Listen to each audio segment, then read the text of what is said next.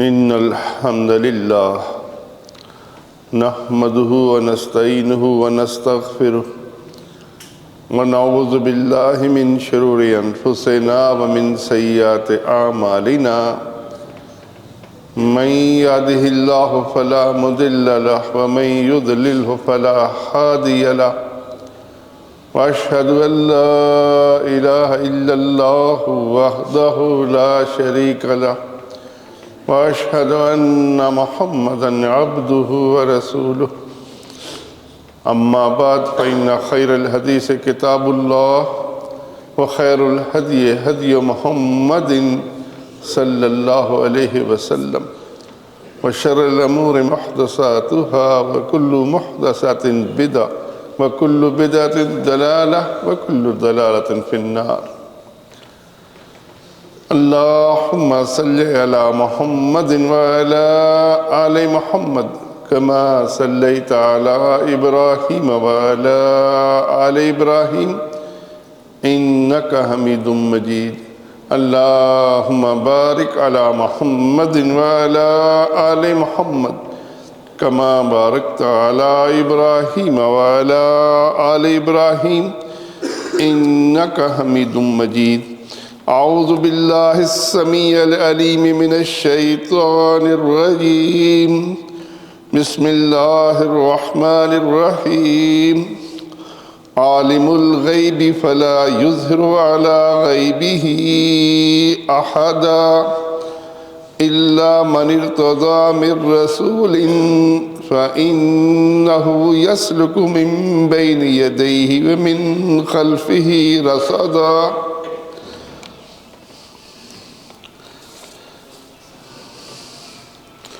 رسول اللہ صلی اللہ علیہ وسلم کی سیرت میں غزوہ احد ایک اہم واقعہ ہے۔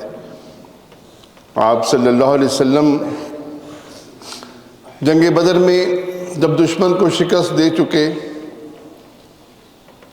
تو 1 سال بعد مشرکین مکہ نے اعلان کیا کہ ہم جنگ بدر کا بدلہ لینے کے لیے آ رہے ہیں۔ وہ احد پہاڑ کے قریب آ کر ٹھہر گئے۔ مسند احمد اور بہقی کی یہ روایت صحیح سند سے موجود ہے کہ وہ وہاں ٹھہر گئے۔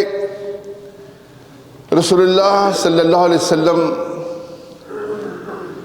کی رائے یہ تھی کہ ان کو یہیں رہنے دو، ہم ان کے مقابلے پر نہ نکلیں۔ اگر یہ مقابلے کے بغیر واپس چلے جاتے ہیں تو ان کے لیے شرمندگی کا باعث ہوگا، اور اگر یہ مدینے پر حملہ کرتے ہیں تو ہمارے مرد ان سے لڑیں گے اور عورتیں اوپر سے پتھر ماریں گی اور ان کو شکست ہوگی۔ یہی رائے عبداللہ بن ابی کی تھی، مقصد الگ الگ تھا۔ عبداللہ بن ابی یہ سمجھتا تھا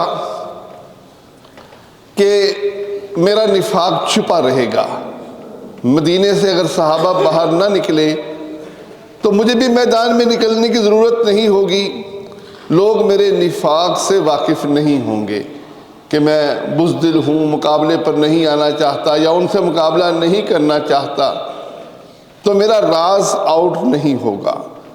لیکن رسول اللہ صلی اللہ علیہ وسلم کی جو رائے تھی وہ حکمت کے اعتبار سے اور جنگی اصولوں کے مطابق بہترین رائے تھی۔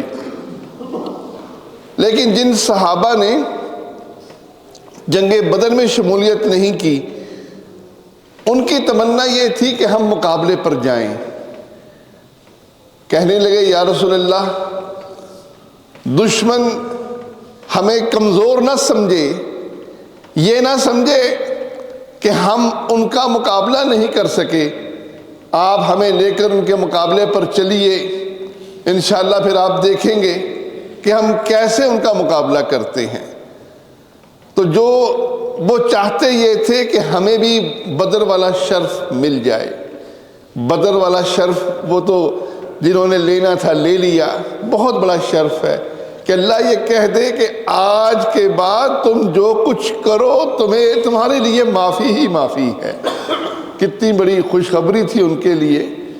لیکن وہ جو صحابہ جنگ میں شامل نہیں ہو سکے ان کی تمنا یہ تھی کہ ہم بھی یہ شرف حاصل کریں اور ہم بھی مقابلے پر جائیں. نبی کریم صلی اللہ علیہ وسلم کو انہوں نے ایسا خوشنما بنا کر پیش کیا کہ آپ نے لوگوں کی اس مشورے کو قبول کر لیا. دیکھیے مشورے کو قبول کرنے کی بڑی اہمیت ہے. آج یہ چیز ہمارے اندر ختم ہو چکی. ہم گھریلو معاملات میں بیوی بچوں سے مشورہ نہیں کرتے، اپنا آرڈر چلاتے ہیں. انتظامی امور میں جو جس ادارے کے اندر ہے وہ بھی سمجھتا ہے بس مجھے اتھارٹی ملی ہوئی ہے. لیکن دیکھیے رسول اللہ صلی اللہ علیہ وسلم کی سیرت، اور یہ سیرت ہمارے لیے نمونہ ہے کہ آپ صلی اللہ علیہ وسلم کی ایک رائے ہے اور وہ رائے درست رائے ہے. لیکن صحابہ کی رائے اس سے مختلف تھی. آپ نے ان کی رائے قبول کی اور آپ گھر گئے اور ہتھیار پہن کر ذرا باندھ کر میدان میں آ گئے. صحابہ کو شرمندگی ہوئی کہ ہم نے آپ کو مجبور کیا. کہنے لگے یا رسول اللہ آپ کی رائے درست ہے، جو آپ نے کہا تھا کہ یہاں بیٹھ کر ہم مقابلہ کریں، ہمیں یہ رائے اچھی لگتی ہے. آپ نے فرمایا جب نبی ایک دفعہ ہتھیار پہن لے تو پھر وہ لڑائی کے بغیر اس کو نہیں اتار سکتا. آپ صلی اللہ علیہ وسلم نے صحابہ کو اپنا خواب بھی سنایا. دیکھیے یہ روایتی مسند احمد اور بہقی کی ہے. آپ فرماتے ہیں کہ میں نے خواب دیکھا ہے اور خواب میں یہ دیکھا ہے کہ جو میری تلوار ذوالفقار نامی تلوار جو میرے پاس ہے اس میں دندانے پڑے ہوئے ہیں. اور خواب کی تعبیر بھی خود بیان کی کہ اس کا مطلب یہ ہے کہ ہمیں اس جنگ میں نقصان ہوگا. پھر آپ نے فرمایا کہ میں نے خواب دیکھا کہ میں نے اپنے پیچھے مینڈھا سوار کیا ہوا ہے. تو میں نے اس کی تعبیر یہ کی کہ میرے صحابہ میں سے کچھ لوگ شہید ہوں گے. پھر میں نے اپنی ذرہ میں ہاتھ ڈالا، وہ بڑی مضبوط تھی. میں نے اس کی تعبیر یہ کی کہ مدینہ ہمارے لیے محفوظ رہے گا، ہمیں مدینے پر وہ حملہ کرنے کے جرت نہیں کریں گے. وہ اگر وہاں میں نقصان بھی پہنچا گئے ان کی اتنی جرت نہیں ہوگی کہ وہ مدینے پر آ کر ہم پر حملہ کریں. تو آپ صلی اللہ علیہ وسلم کا یہ خواب وہی تھی. یہ بات خوب سمجھ لیجئے، انبیاء کا خواب وہی ہوا کرتا ہے. رسول اللہ صلی اللہ علیہ وسلم نے خواب دیکھا کہ ہم عمرہ کر رہے ہیں. آپ نے صحابہ کو خواب بیان کیا. صحابہ اتنے خوش ہوئے کہ وہ آپ کے ساتھ چل دیے. 1400 صحابہ آپ کے ساتھ تقریباً شامل ہوئے. وہاں آپ عمرہ نہیں کر سکے، آپ کو راستے میں روک دیا گیا. وہاں صلح حدیبیہ ہو گئی.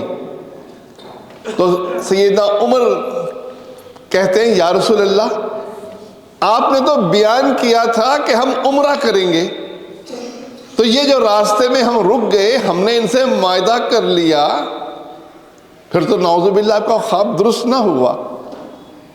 تو آپ صلی اللہ علیہ وسلم نے فرمایا کہ میں نے خواب یہ دیکھا تھا ہم عمرہ کریں گے. میں نے اس سال کی جو بات کی یہ تو نہیں کہی تھی کہ اس سال کریں گے. اس معاہدے کی روح سے بھی ہم اگلے سال آئیں گے اور عمرہ کریں گے. اب یہ معاہدہ ہو گیا، اگلے سال ہم عمرہ کریں گے. میرا خواب سچا ہے. گویا انبیاء کے خواب میں جھوٹ نہیں ہوتا.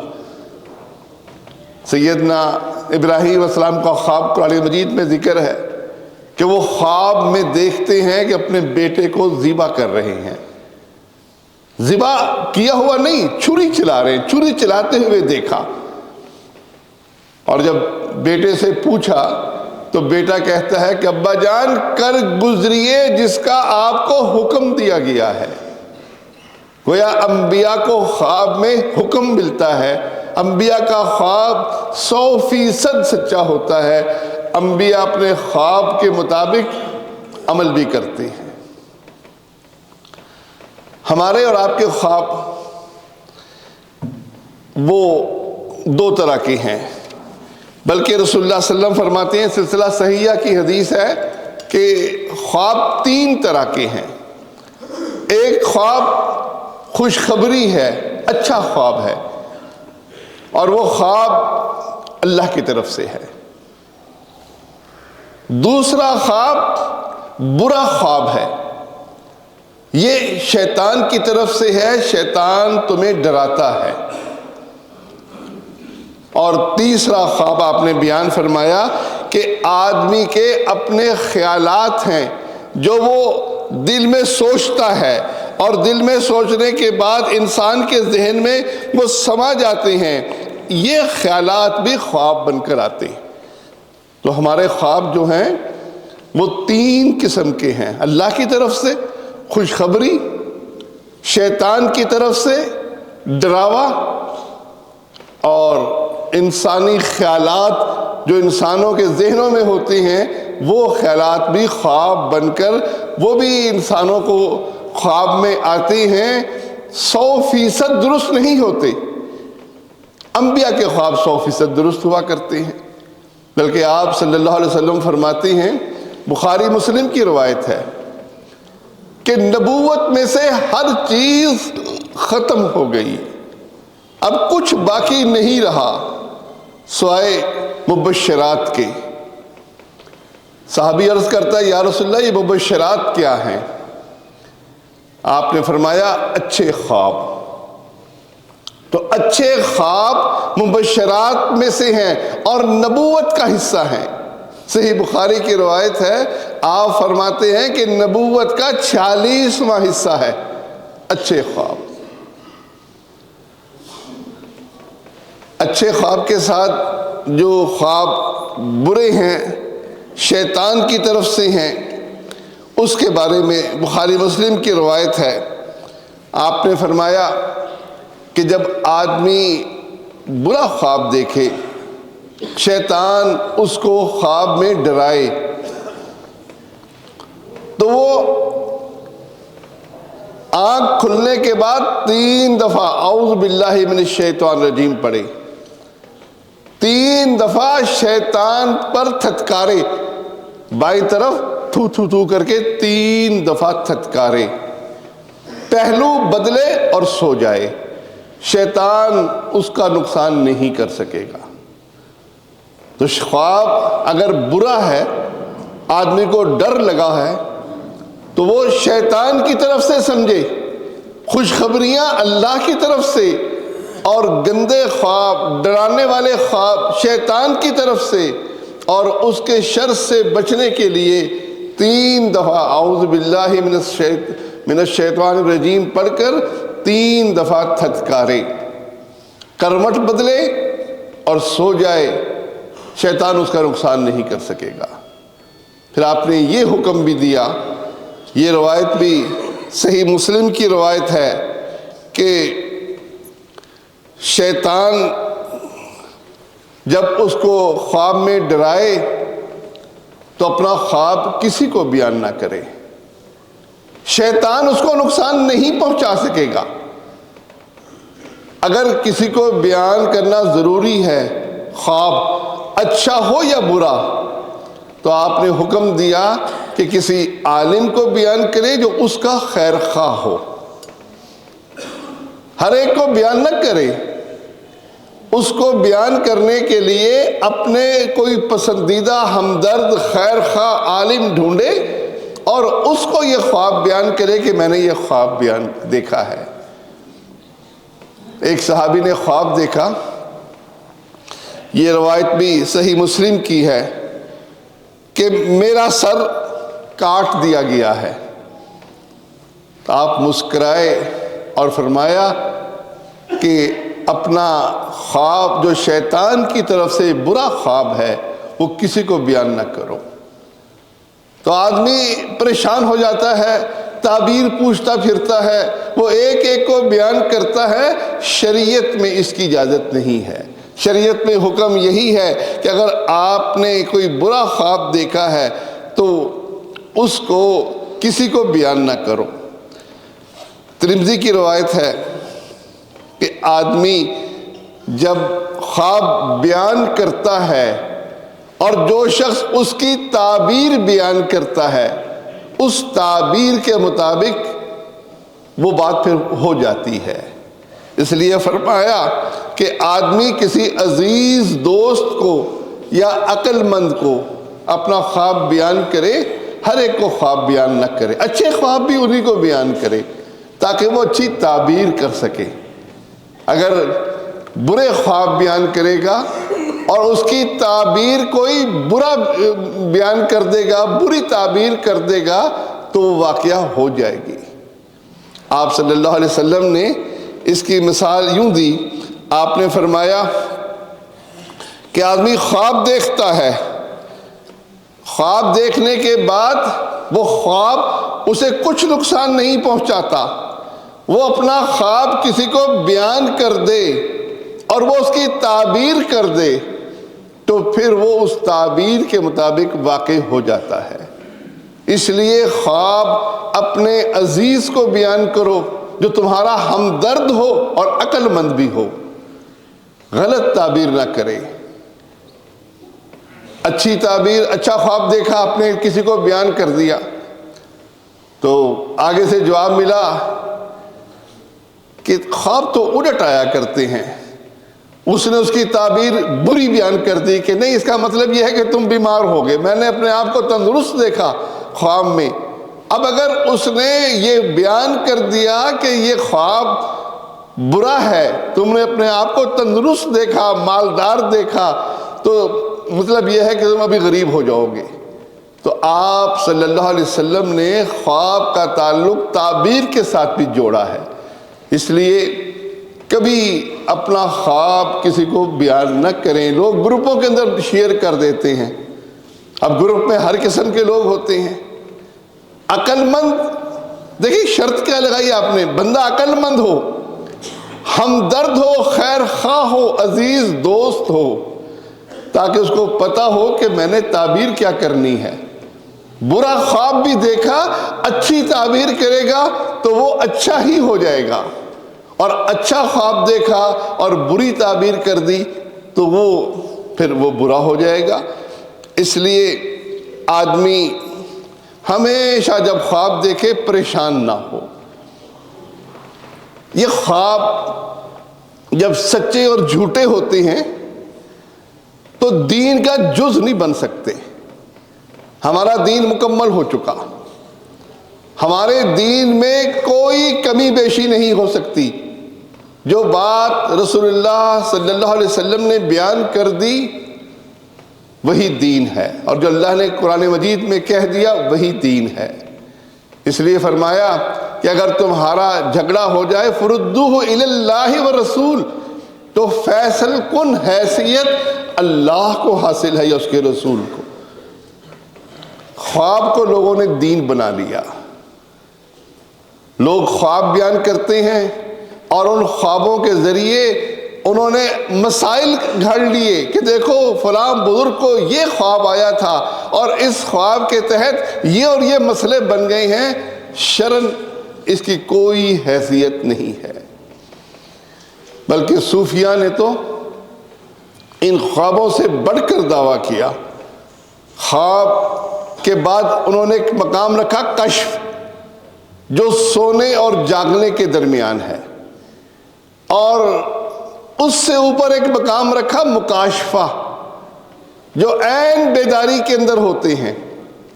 اپنے مکاشفے کتابوں کے اندر شائع کیے، 40 مکاشفے، بہجت القلوب ایک کتاب ہے، اس کے اندر 40 مکاشفے شائع ہوئے، اور یہ مکاشفے شریعت میں اس کی کوئی گنجائش نہیں کہ بیداری میں آدمی رسول اللہ صلی اللہ علیہ وسلم سے ملاقات کرے اور آپ سے بات سنے، شرن آپ صلی اللہ علیہ وسلم کی دنیا سے جانے کے بعد اب ایسا نہیں ہے۔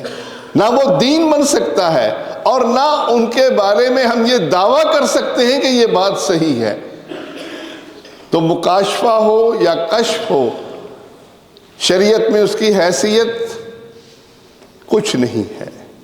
سورۃ جن کی جو میں نے آپ کے سامنے آیت پڑھی، دیکھیے سورۃ جن کی اس آیت میں اللہ فرماتا ہے عالم الغیب، اللہ عالم الغیب ہے، فلا یظہر علی غیبہ احدا، وہ اپنے غیب کو کسی پر ظاہر نہیں کرتا، اپنے غیب کسی کو نہیں بتاتا، الا من ارتضی من رسول، سوائے اپنے پسندیدہ رسولوں کے۔ اللہ غیب کی بات پسندیدہ رسولوں کے سوا کسی کو نہیں بتاتا۔ یقینی خبر کے طور پر جو بات انبیاء پر آئی ہے بس وہی حقیقت ہے۔ مجھے اور آپ کو اگر کوئی خوشخبری بتا دی گئی ہے خواب کے ذریعے تو آدمی اس کو اپنی ذاتی حد تک قبول کر سکتا ہے، دین نہیں بنا سکتا۔ اور پھر رسول اللہ صلی اللہ علیہ وسلم کا یہ فرمان جو لوگوں نے اپنی اس خوابوں کی دلیل بنائی ہے کہ آپ صلی اللہ علیہ وسلم نے فرمایا، صحیح بخاری کی روایت ہے کہ جس شخص نے مجھے خواب میں دیکھا اس نے حقیقتاً مجھے ہی دیکھا، کیونکہ شیطان میری شکل اختیار نہیں کر سکتا۔ صحیح حدیث ہے۔ آپ صلی اللہ علیہ وسلم کو کوئی خواب میں دیکھتا ہے تو بہت بڑی خوشخبری ہے، لیکن شیطان آپ کی شکل اختیار نہیں کر سکتا۔ شیطان کسی اور کی شکل میں آ کر اگر کہتا ہے کہ میں تمہارا رسول ہوں تو شیطان کے لیے کیا مشکل ہے۔ اور یہ بات ہم کیوں کہہ رہے ہیں کہ آپ کو خواب میں دیکھنے کے دعوے دار کون کون ہیں؟ مرزا قادیانی ہے، بہت بڑا دعویٰ اس کا، اس کی آپ کتابیں اٹھا لیں، وہ دعویٰ ہی یہ کرتا ہے کہ ختم نبوت ختم ہو گئی، اب رسول اللہ صلی اللہ علیہ وسلم کے ذریعے آگے نبوت تقسیم ہوگی، اور مجھے اللہ کے نبی صلی اللہ علیہ وسلم نے خواب میں، کشف میں، مکاشفے میں یہ دین کی باتیں بتائی ہیں۔ اب جو شخص کذاب ہو اور وہ یہ کہے کہ اللہ کے نبی صلی اللہ علیہ وسلم میرے خواب میں آئے ہیں، تو آپ کیا سمجھیں گے کہ کیا وہ سچ ہوگا؟ یقیناً دو ہی باتیں ہیں، یا تو وہ جھوٹا خواب بیان کر رہا ہے، یا شیطان کسی اور کی شکل میں آ کر کہتا ہے کہ میں تمہارا رسول ہوں اور اس کو تعلیم دے رہا ہے۔ ورنہ اللہ کے نبی صلی اللہ علیہ وسلم اور انبیاء، ان کی تو ساری زندگی اللہ کی توحید بیان کرنے میں گزری، انہوں نے تو کھول کر بیان کر دیا اللہ کی توحید کو بھی، رسالت کو بھی، آخرت کو بھی۔ یہی تو 3 ٹاپک ہیں پورے قرآن کے۔ نبوت ختم ہو چکی، آپ صلی اللہ علیہ وسلم نے صاف بتا دیا کہ میں آخری رسول ہوں، نبوت کی عمارت کے اندر آخری اینٹ ہے جو میں لگ چکا ہوں، میرے بعد کوئی نبی نہیں آئے گا۔ اب اگر کوئی دعویٰ کرتا ہے نبوت کا اور کہتا یہ ہے کہ اللہ کے نبی صلی اللہ علیہ وسلم میرے خواب میں آئے یا میرے کشف میں آئے یا میرے مکاشفے میں آئے، تو 2 ہی چیزیں ہیں، یا تو وہ جھوٹ بولتا ہے، اور جھوٹا خواب بیان کرنے کے بارے میں نبی کریم صلی اللہ علیہ وسلم فرماتے ہیں کہ جو شخص ایسی بات کہے کہ میں نے یہ خواب دیکھا اور جبکہ اس نے خواب نہیں دیکھا، تو اس سے بڑا جھوٹا کوئی نہیں۔ صحیح بخاری کی روایت ہے۔ آدمی خواب دیکھتا ہے اور خواب نہیں دیکھتا، اور وہ بات خواب بنا کر آگے پیش کرتا ہے، لوگوں کو بتاتا ہے کہ دیکھو اللہ کے نبی صلی اللہ علیہ وسلم میرے خواب میں آئے اور مجھے یہ اور یہ تعلیم دی، تو اگر اس نے خواب نہیں دیکھا تو سب سے بڑا جھوٹا وہ شخص ہے۔ تو یا تو وہ جھوٹ بولتا ہے، اس کو خواب نہیں آیا، اس کے اپنے خیالات تھے جو اس کے سامنے آ گئے، یا شیطان کسی اور کی شکل میں آ کر یہ دعویٰ کرتا ہے کہ میں تیرا رسول ہوں، اور آ کر اپنا وہ خواب میں بات بتاتا ہے، اور وہ بات بتاتا ہے جو قرآن کے مسلمات کے خلاف ہے، قرآن اور سنت کے مسلمات کے خلاف۔ اگر کوئی شخص خواب دیکھتا ہے، چاہے اس کو یہ خواب میں گمان بھی ہو کہ اللہ کے نبی صلی اللہ علیہ وسلم نے یہ بات کہی، تو اس کی کوئی حیثیت نہیں ہے۔ آپ صلی اللہ علیہ وسلم نے خواب دیکھا، اور خواب میں دیکھا کہ 2 کڑے میرے ہاتھ میں ہیں جو مجھے تکلیف دے رہے ہیں۔ میں نے پھونک ماری اور وہ کڑے ختم ہو گئے، اور یہ خواب آپ نے بیان کیا، اور اس کو فٹ کس پر کیا کہ 2 نبوت کے جھوٹے دعوے دار ہوں گے، مسلمہ کذاب اور اسود خنسی، یہ 2 جھوٹے دعوے دار آپ کی زندگی میں ظاہر ہوئے اور نبوت کا دعویٰ کیا، اور آپ نے کہا کہ میرے بعد کوئی نبی نہیں، یہ کذاب ہیں۔ دعویٰ یہ تھا کہ آپ کے بعد اللہ نے ہمیں بھی نبی بنا دیا، آپ کی نبوت میں شریک کر دیا۔ تو بھائیو، ایسی بات جو مسلمات کے خلاف ہو، یقیناً وہ چیز اللہ کی طرف سے نہیں ہوتی۔ طاہر القادری کا خواب بڑا مشہور ہے، آپ لوگوں نے سنا ہوگا۔ رو رو کر اللہ کے نبی صلی اللہ علیہ وسلم میرے پاس آئے اور سب لوگوں سے ناراض ہیں، اور وہ پورا عجیب و غریب فلسفہ اور نقشہ بیان کرتا ہے۔ تو اللہ کے نبی صلی اللہ علیہ وسلم کا خواب ایسا آ ہی نہیں سکتا، ایک مسلمان تصور ہی نہیں کر سکتا کہ جو انہوں نے بیان کیا۔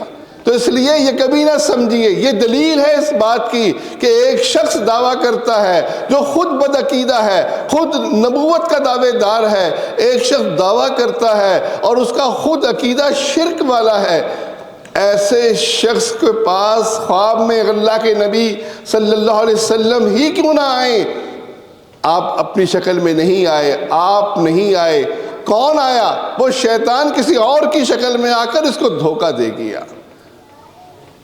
اس لیے خوابوں کے اوپر دین نہ بنائیے، یہ خوابوں کے اوپر دین بنانا یہ بہت بڑی گمراہی ہے۔ اللہ نے اپنے قرآن مجید میں صاف بتا دیا، سورۃ جن کی آیت میں نے آپ کے سامنے پڑھی کہ وہ عالم الغیب ہے، وہ اپنے غیب کو کسی پر ظاہر نہیں کرتا سوائے رسول کے۔ رسول کے اوپر فرشتے غیب کی خبریں لاتی ہیں۔ آپ صلی اللہ علیہ وسلم نے سیدنا آدم کا قصہ سنایا، سیدنا ابراہیم علیہ السلام کے قصے سنائے، قرآن بھرا ہوا ہے۔ آپ نے مستقبل کے حالات بتائے، آپ نے دجال کی بات بتائی، آپ نے سیدنا محمد بن عبداللہ مہدی رحمت اللہ علیہ ان کا قصہ بیان کیا کہ ایک شخص آئے گا آخر وقت میں، میری اطرت میں سے ہوگا، میرے نام پر ہوگا، اس کا والد میرے والد کے نام پر ہوگا، اور وہ آ کر دنیا کے اندر اسلامی خلافت قائم کرے گا۔ آپ نے مستقبل کے حالات بیان کیے، آپ نے ماضی کے حالات بیان کیے، آپ نے جنت اور جہنم کے قصے بیان کیے، یہ سب کچھ وحی کے تحت ہے۔ اور جو شخص قرآن اور سنت کے مسلمات کے خلاف کوئی بات کرتا ہے، کوئی عقیدہ رکھتا ہے، وہ کتنا بڑا دعویٰ کیوں نہ کرے، بھائیو اس کا دعویٰ قبول نہیں ہوگا۔ اس لیے عقیدے کو سمجھیے، ایمان کو مضبوط کیجیے۔ دیکھیے، یاد رکھیے، دین کی علم کے 2 حصے ہیں، ایک بنیادی حصہ ہے، اور بنیادی حصے کی تعبیر رسول اللہ صلی اللہ علیہ وسلم نے خود بیان کر دی کہ قبر میں جاتے ہی 3 سوال ہوں گے، تیرا رب کون، تیرا نبی کون، تیرا دین کیا۔ یہ تینوں چیزیں بنیادی ہیں۔ اللہ کو رب، اس کا کیا مطلب ہے؟ کیونکہ ہر لفظ کا ایک مفہوم ہوا کرتا ہے۔ آپ کسی کو والد کہیں تو اس کے آپ کے سامنے ایک پورے حقوق اور فرائض کا نقشہ آ جائے گا کہ اچھا یہ میرا والد ہے، اس کے یہ فرائض ہیں اور یہ میرے اس کے حقوق ہیں جو میں نے ادا کرنے ہیں۔ والدہ ہے، اس کے حقوق اس سے الگ ہیں، بیوی ہے، اس کے حقوق ان سے الگ ہیں، اولاد ہے، اس کے حقوق ان سے مختلف ہیں۔ ایسے ہی بھائیوں، رب کہنے کے بعد ہماری ذمہ داری کیا ہے، ہم نے کرنا کیا ہے، کہنا کیا ہے، کس بات پر ایمان رکھنا ہے، یہ رب کہنے میں داخل ہے۔ جس ذات کو ہم نے رب کہہ دیا، رب العالمین کہہ دیا، وہ الہ العالمین بھی ہے۔ وہ الہ اور رب، یہ ان کی کیا صفات ہوتی ہیں، یہ بنیادی چیز ہے۔ نبی محمد صلی اللہ علیہ وسلم کو نبی کہنے کے بعد پھر آپ کے کیا حقوق ہیں؟ آپ کا فریضہ تھا کہ آپ اللہ کا پیغام بغیر کمی بیشی کے ہم تک پہنچا گئے۔ اب ہمارا فرض بنتا ہے، یہ آپ کا حق ہے کہ ہم آپ سے محبت بھی کریں، آپ کی اطاعت بھی کریں، آپ کے بیان کردہ دین پر ایمان بھی رکھیں۔ ایسے ہی آخرت پر ایمان، آخرت اسلام کو بطور دین قبول کرنا، یہ ساری چیزیں بنیادی چیزیں ہیں، یہ ہر ایک پر سیکھنی فرض ہیں۔ کچھ چیزیں وہ علم والی ہیں، احادیث کا پڑھنا، نماز کا طریقہ، روزے کا طریقہ، حج کا طریقہ، وہ جب آدمی جس میدان میں حج کرنے جا رہا ہے کسی سے پوچھ سکتا ہے، وہ اس پر فرض نہیں ہے، لیکن جب اس نے وہ کام کرنا ہے اس وقت اس کو وہ سیکھنا پڑے گا۔ عمرہ کرنے جا رہا ہے، عمرہ کے احکامات سیکھے گا، نماز پڑھنے جا رہا ہے، نماز کے احکامات سیکھے گا، تو یہ سب کچھ اس کو سیکھنا ہے، لیکن یہ اس طرح واجب نہیں ہے جس طرح دین کی بنیادی تعلیمات کو سیکھنا واجب۔ بنیادی تعلیم ہر شخص پر واجب ہے، اور نماز کا طریقہ وہ اسی پر واجب ہے۔ جو شخص نماز پڑھنے جا رہا ہے وہ پورا طریقہ وضو کا سیکھے، نماز کا سیکھے۔ تو اللہ تعالی ہمیں دین صحیح معنوں میں سیکھنے کے اللہ توفیق دے، اور ہمیں دین پر چلنے کی توفیق دے۔ آمین یا رب العالمین۔